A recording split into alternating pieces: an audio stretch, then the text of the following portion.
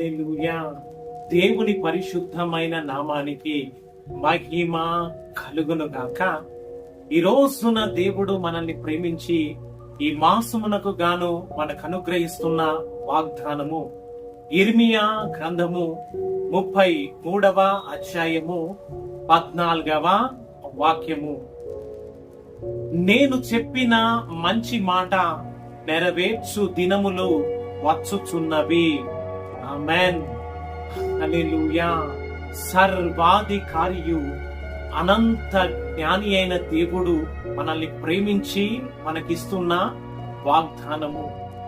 మరి గడిచిన మాసం అంతటిలోనూ ఎన్నెన్నో శ్రమలు, ఎన్నెన్నో ఇరుకులు, ఎన్నెన్నో ఇబ్బందులతో మన జీవితము ముగించబడి దేవుడు మనల్ని ప్రేమించి ఈ యొక్క నూతన మాసములో ప్రవేశపెట్టి ప్రభు ఇస్తున్న వాగ్దానము.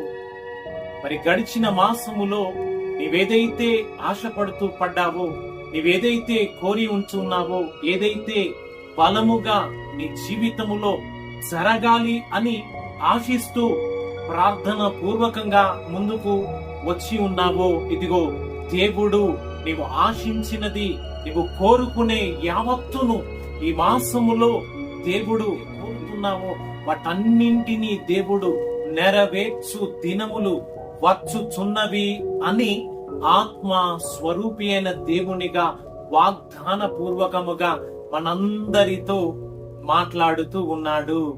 హల్లెలూయా, హల్లెలూయా.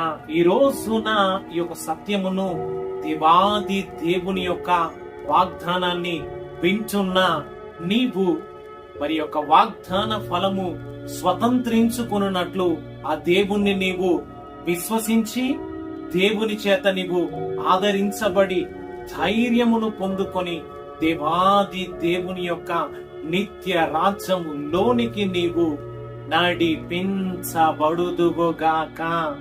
ఆమేన్. హల్లెలూయా.